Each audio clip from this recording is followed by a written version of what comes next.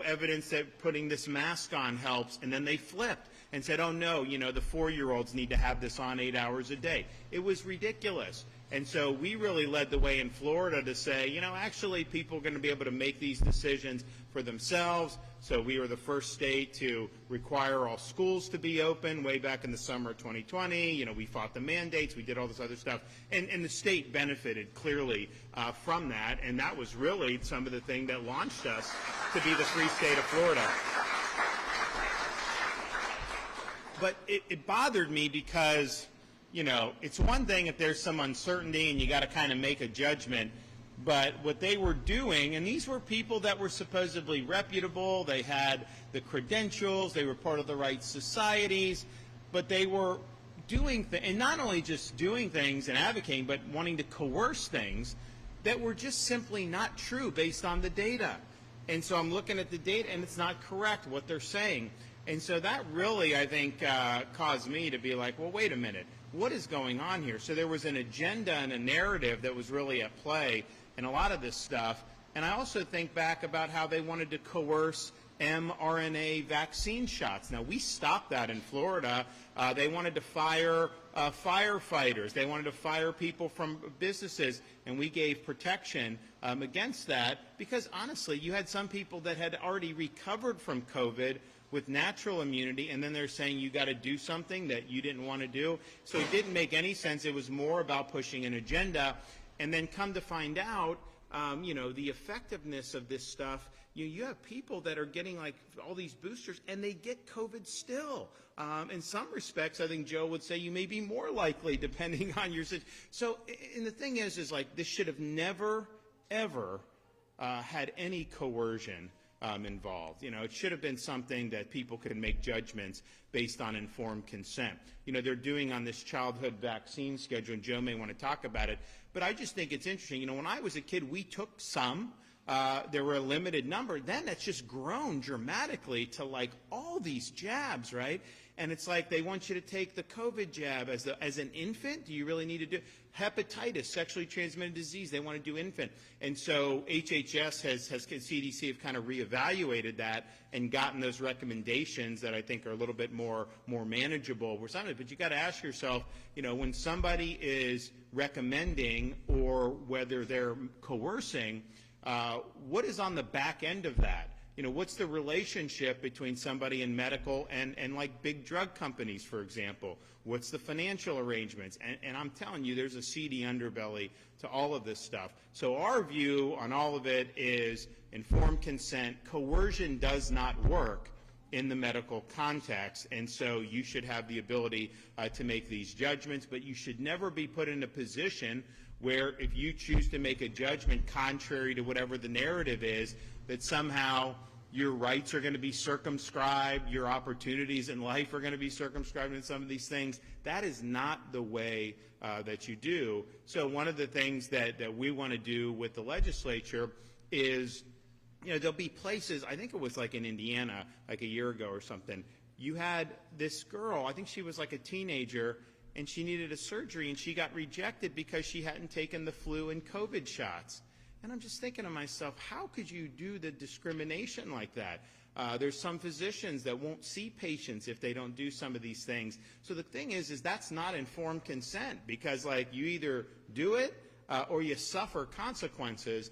And I think Joe's been very good at saying that that's just not the way that we want to go about it. So those are going to be things that we're going to be doing on. But one of the other things that we wanted to do, and Joe has been very upfront on this, is some of the stuff that's out there in this ecosystem, particularly for babies, what is in some of this stuff? And I think their view is we want it to be transparent and everything. I just think you grow normal food and eat it. That's what God intended, right? Well, now so much stuff is processed, and they throw this in and they throw that in and all this stuff. And for me, that's not anything I've ever, I see it on the shelf, it looks just down the hatch, right? But that's probably not the best way to go about doing this. And so, the First Lady, gets to a point where, she's trying to tell me, what's in that, all this stuff, and I'm just like, don't tell me. I mean, but I think just having the information, I'm not going to tell you got to use this or that or anything like that, but having this information out so that people are able to do it. So Joe and the First Lady, they have done, and the Lieutenant Governor, have the commission. And some of the things that they're doing is testing some of these staples, like the infant formula, and that's what they're going to talk about today. So I'm supportive of the effort. I think we understand there's a lot of financial interests that are at stake in a lot of this stuff. There's a lot of things that influence, and what we just want is basically transparency and the truth, and we want people to be able to make the best decision for them, not necessarily what would be in the best decision of some manufacturer or something like that. And we've got so much processed throughout the economy and throughout our food supply that I think people appreciate having some more information. So I'm going to let the First Lady and Joe take it away. So come on up.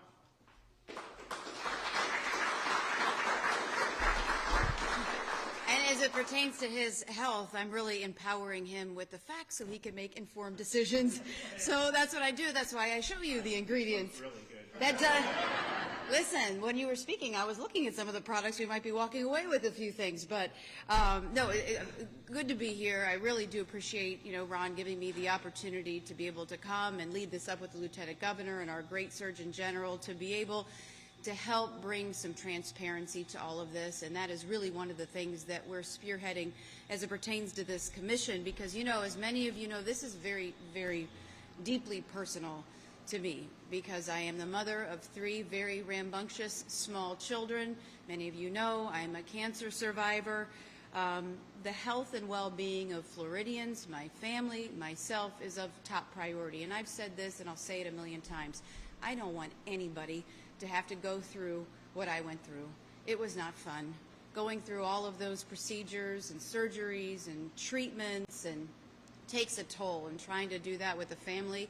And so if there is something that we can do to help make your lives better and healthier, we have an obligation to stand up and fight on your behalf, and that is exactly what we are doing. So when I start thinking about health and I start thinking about what we consume, and I was like Ron for a while, like, you put it on a shelf and I eat it. I didn't really think too much about the ingredients. I have since changed my philosophy, and I think more about what I'm consuming and what we consume as Americans. And for me, it's no longer about the calories. It's not really about how you look in the bathing suit, right? You look at something and you think, well, if I eat this, I'm just going to gain more weight. There's a lot to it about what you're putting in your body, how it affects your cells and your systems and your overall long-term health. Small, repeated exposures to hidden toxins can really add up in ways we don't always see until a problem occurs. And that is especially true when it comes to babies who are consuming products unknowingly, while parents are doing everything that they can to try to make the best decisions that they can for their children. Parents should be able to trust that the products that they bring home are safe. They should not have to wonder whether the food that they are consuming or they're giving to their children could be quietly impacting their health over time. So today, as part of our Healthy Florida First initiative, we are launching what will be a series of, I believe, major announcements focused on safety and integrity of our food supply. We are beginning with baby formula because it affects the most vulnerable among us, and we have an obligation that we absolutely must get this right. Over the past few months, very proud to announce that through independent testing, we've really taken this head on. And we have done this testing through certified laboratories. The Florida Department of Health has collected 24 infant formulas from 7 different brands purchased for multiple locations, both online and in stores. Those samples were tested for arsenic, cadmium, lead, and mercury. And what we found in those 24 samples was troubling. Of the 24 infant formulas tested, 16 of those formulas contained at least 1, if not more, heavy metals that exceeded federal standards. Mercury was the most common, detected above federal benchmarks in 16 formulas. Arsenic exceeded benchmarks in 5 formulas, cadmium 3, and lead 2. Importantly, 6 of the formulas showed elevated metal levels in every sample purchased from different locations. And that tells us it's not a one-off shipment or a single store issue. It points to systemic problems in sourcing or in manufacturing. But there is a silver lining, however, that is really important to mention. Some of the formulas did not show elevated levels. That tells us that contamination is not inevitable. There are better choices for parents, but we have to stay on top of this, and we have to drive accountability. You may remember it was about a year ago that Consumer Reports, they did an investigation that raised serious concerns about toxic metals in baby formula. In response, the federal government, Secretary Kennedy, and President Trump rightly launched Operation Stork Speed, calling for increased testing, an important step that really acknowledged the seriousness of this concern and the need for better data to protect infants. So Florida now, as the first state in the nation, is stepping into the fold as a major force multiplier to test, to keep testing, to ensure that these chemicals do not exceed federal standards, and honestly, to work to ensure that there are no chemicals or hazardous metals in baby formula. And we are asking at this point that other states step up and help to utilize their assets to join us in testing these products. When states work together, accountability increases, transparency improves, and manufacturers start paying attention. And that really brings us to a question that really deserves, I believe, to be asked. If formula manufacturers are required by federal law to test every batch of baby formula for microbes and bacteria like salmonella before it ever leaves the plant, then why would we not expect them to test for harmful chemicals before that product ever reaches a child? If we agree that babies deserve protection from immediate threats, shouldn't we also be doing everything possible to protect them from potential long-term harm? Parents are trying to do everything right. We're reading the labels, we're trusting brands, we're following guidance. They should never be put in a position where that trust is misplaced. And that is why getting this right matters, and that is why government does have a role to play. While infant formula is regulated under federal law with statutory authority residing within the U.S. Congress, Florida can help in a meaningful way through independent, ongoing testing to continue to drive accountability. Parents should not be expected to verify the integrity of products on their own. And this is where government has the responsibility to indeed act on their behalf. Additionally, in light of these testing results, we have reached out to our federal partners to provide more options for Florida families who are currently being supported by WIC, the Women, Infants, and Child Program. And thanks to Secretary Kennedy and his team, Florida families will now have more formula options that will be covered by financial assistance if they choose to change their formula in light of these recent results. All of this information, including the results, can be found on the website exposingfoodtoxins.com. So Florida will continue to lead. Florida will continue to fight on behalf of families all across this great state and do what is within its authority to test, verify, retest, hold people accountable, and bring transparency where families deserve answers. We will use the strength and scale of the state to support parents, protect children, and drive accountability where it matters most. And let me just say this, we are not going to stop at baby formula. We have a lot more announcements. We, over the past few months, have been doing a lot of testing. We have been looking into a lot of products, and we're going to be talking about this quite a bit over the next few days and, honestly, weeks. And I can tell you Florida is committed to leading the way, to working with our federal and our state partners to push for higher standards so that families can have the confidence in what they consume. And if we do this, this is how we build a healthier Florida. And ultimately, that leads to a healthier America. And I'm honored to be a part of it.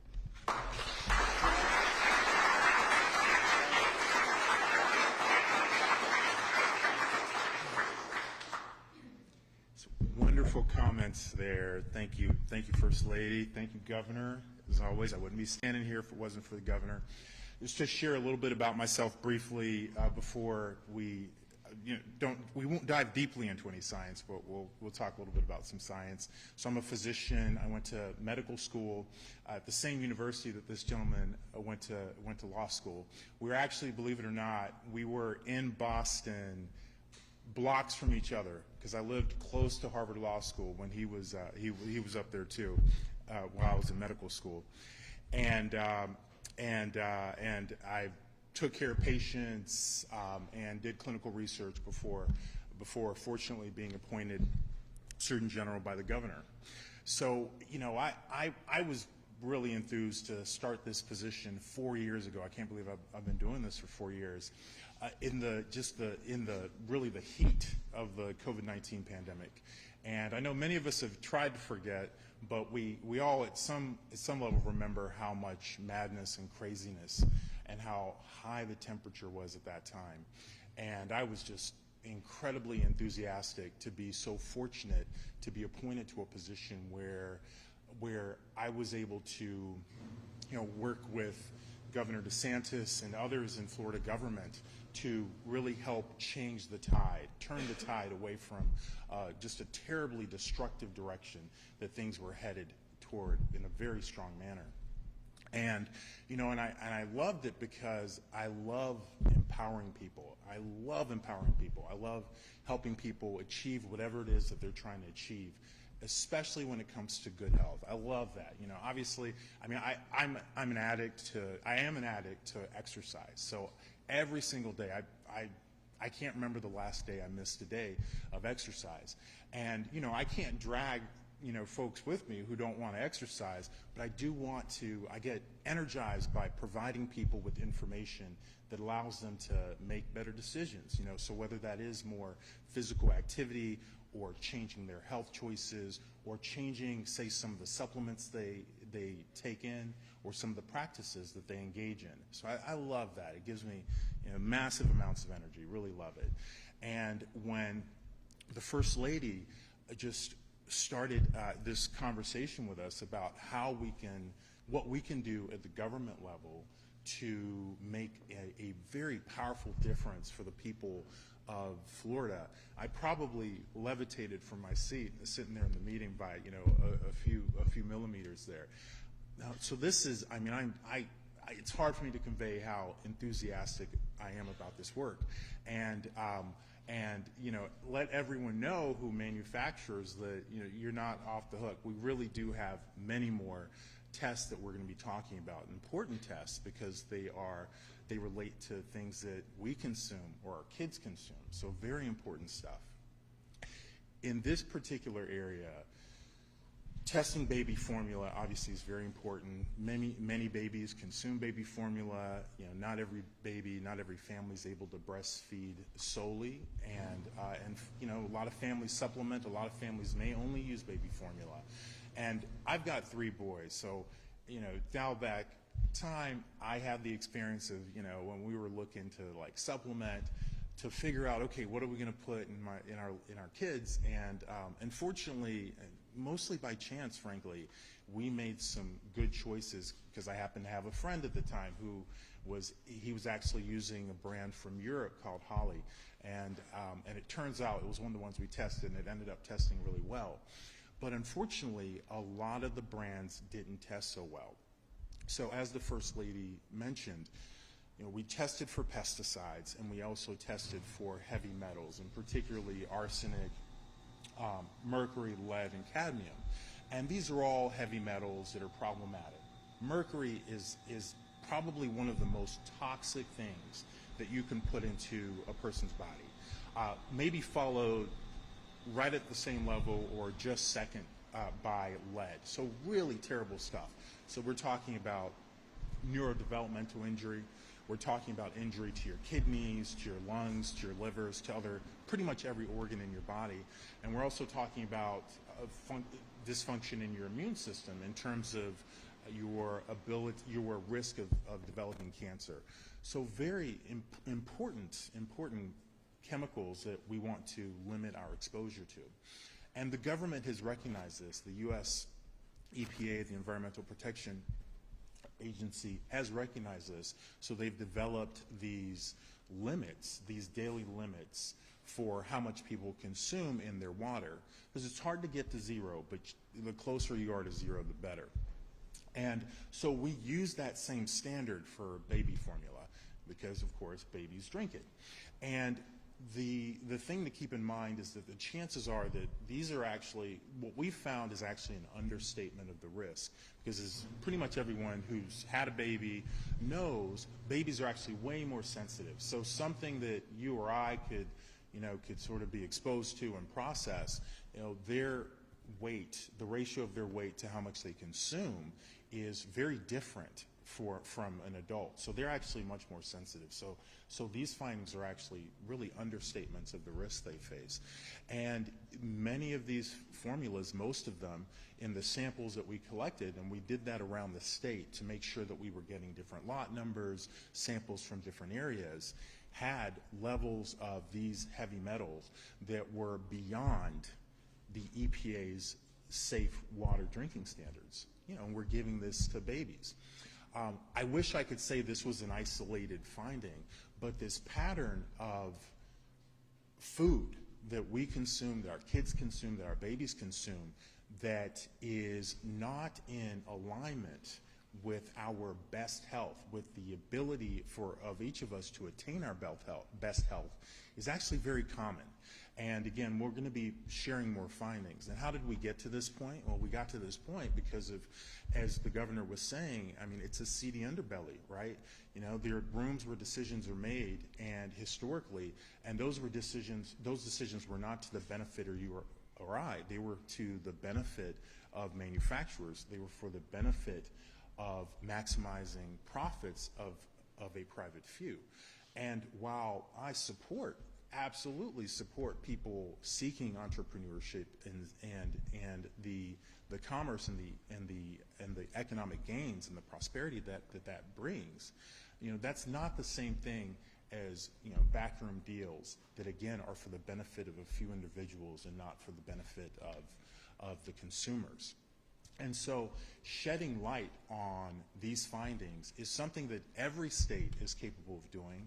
Fortunately, we now have federal leadership that is interested in that, with Secretary Kennedy, our Dr. Makari at the FDA, and others who are at Health and Human Services, HHS.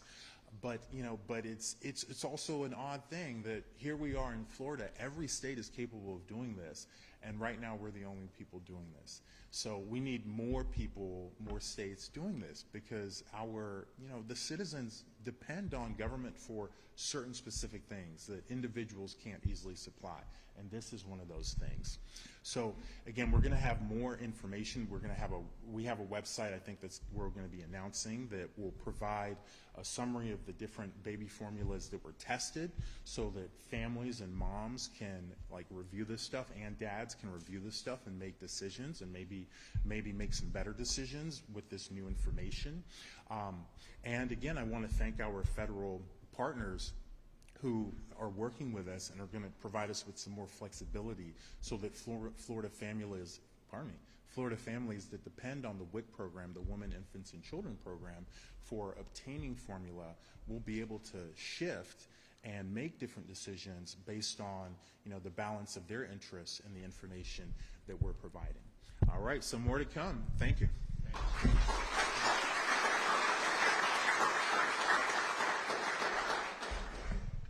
Thank you, Dr. Latipo. I want to take a step back, and I want to talk about the impact of leadership on the state. I'm often asked, where would Florida be during COVID if it wasn't for Governor Ron DeSantis? How different would our state be? I'd actually ask you, how would our nation be? When other states and other countries were attacking him, he stood. He stood between the people and those who wanted to do harm. It took one man, one family, acting with courage and conviction to protect and preserve our state and our way. What you see here is a direct connection and an escalation and continuation of that exact thing. Standing with courage to protect and preserve what we have and what we care about the very most. Now, if you've heard me speak, you know that I'm honored to be the 21st Lieutenant Governor. It's a privilege that people like me rarely get, growing up in a broken home and a failed farm. I served as a Green Beret for 23 years. My wife's a 20-year veteran as well. But I am a husband and I am a dad first and foremost. And what we're talking about here is critical. My job in all of those things was to preserve and protect, to stand between my loved ones and those things that would harm them. And I am so excited and so grateful for the courage of people like Joe Ladapo, Casey DeSantis, Governor Ron DeSantis, people who want to step in and do the hard right. But let's ask ourselves, why aren't other states stepping in and stepping up to join us in what we do? You know, life often is put out on the airwaves now. It's on Twitter, it's on the news, it's on Instagram, Facebook, you name it, right? But when it comes down to it, as much as we're connected, we're so disconnected sometimes from the things that matter most. Look around this room. How many of you are parents, grandparents, have loved ones that this could impact? I reflect on my time with my children. We had a very medically complex child who had multiple issues. We tried breastfeeding and it just wasn't going to work. So we used formula. And unfortunately, some of the formulas we used are some of the ones that we know have bad numbers. And it's concerning to me as a dad to know that that was happening. And was it happening when my son was going through this? Because he was dependent on those to live. We were at that point.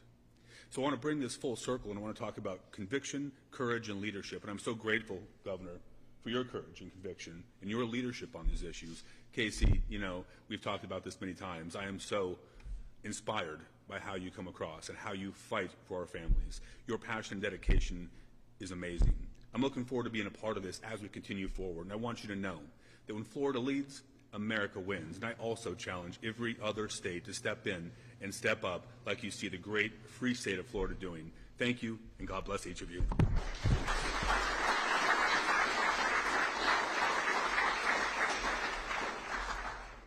Jay's been kind of an expeditionary lieutenant governor for us, given his background. I just want to let everybody, there's no truth to the rumor that he was participated in the Maduro raid. So just don't even go there. Those are rumors.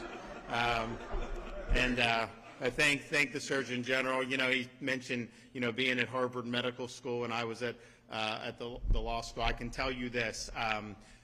We are not two of Harvard's favored graduates, given our. I mean, let's just be clear on that. And so, you know, it is what it is. So I want to thank Golden Ridge Grove. Now, what's the address if people want to come? They can come and shop, right?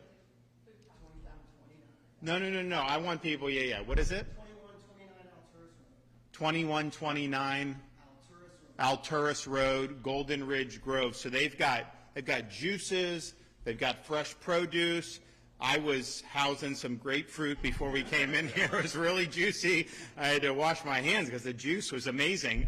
So it's really, really good. And, you know, I'm looking at that Vidalia onion thing. Take that to Tom's Chicken Shack and dunk those tenders in there. So it's really good. So, yeah, so please, if you have an opportunity, they're going to put the website out on this so that parents have the ability to look and to make these decisions. And I know Joe's going to be looking at other things to kind of ferret out some of the issues that may be there. Like I said, I was always a guy that's on the shelf, just down the hatch. I would never look.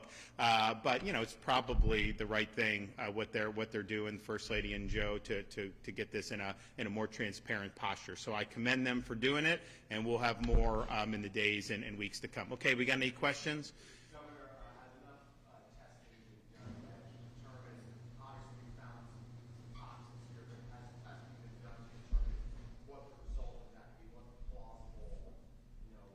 Yeah, I know. So the ramifications. So do you want to address the ramifications of lead and some of the other things? Yeah, sure. I mean, so you know, it's one of these things where science and judgment kind of have to meet and find some balance.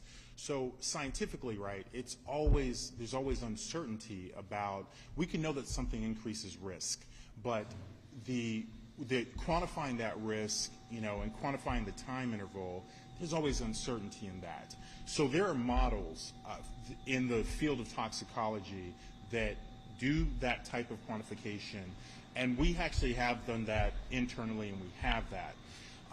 I think, though, what's most useful for Floridians is, you know, understanding that, at least at a threshold, all of these substances are, if we were going to say, is it not bad, completely inert, a little bad, very bad, they're all in the very bad column. So whether, there's a difference of 10%, 20%, 30% in whatever the attributable risk is, that's not, in my opinion, as important for consumers. So we're really trying to provide enough information so that people can make better consumption decisions, but not so that people are comparing what the attributable risk is of one versus the other, because again, I don't think that's as useful for consumers.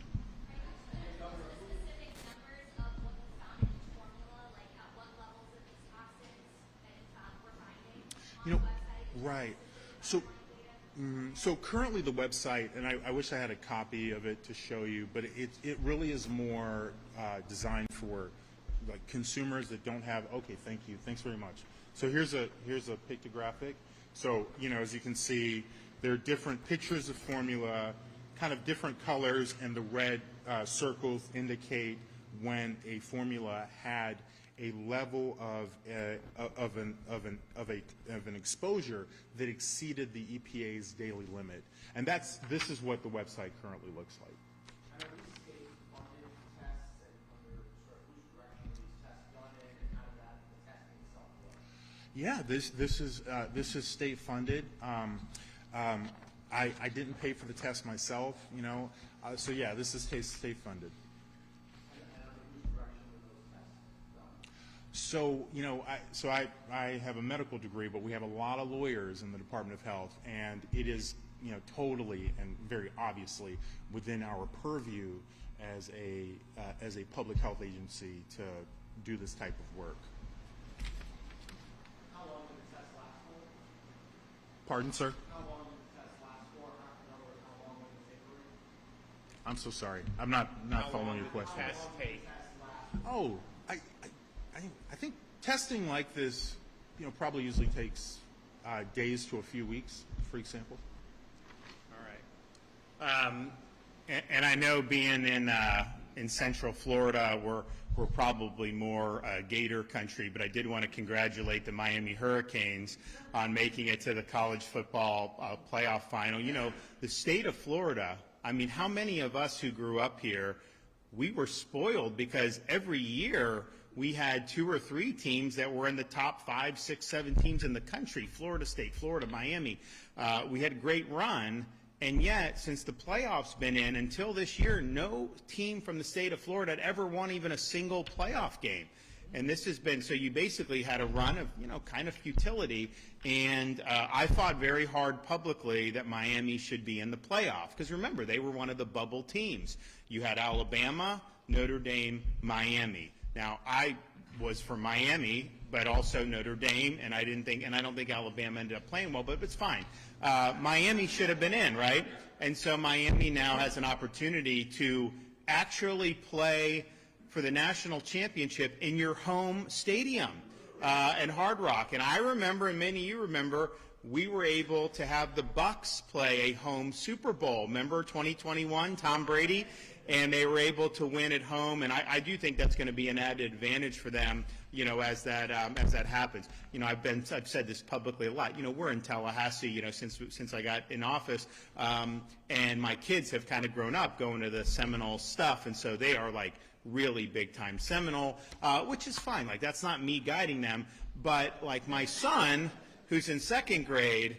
Like, it ain't just he likes the Seminoles. Like, he hates the Gators and he hates Miami. So I said, Mason, if Miami is playing Oregon in the championship, are you going to root for Miami? Nope. Are you going to root for, if Indiana plays them, are you going to root for Miami? No, Indiana. I mean, so like, I'm like, man, like, I'm the governor. You can't be hating on Florida teams.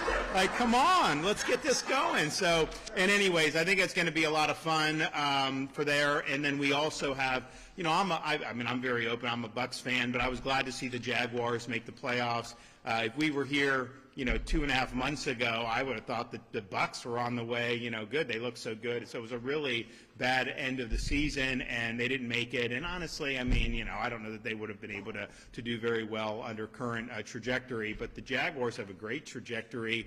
they're going to play this weekend. So we got a lot of interesting stuff going on, throughout the free state of Florida, and hopefully the healthiest infant formula that you can have. So thanks, everybody. God bless.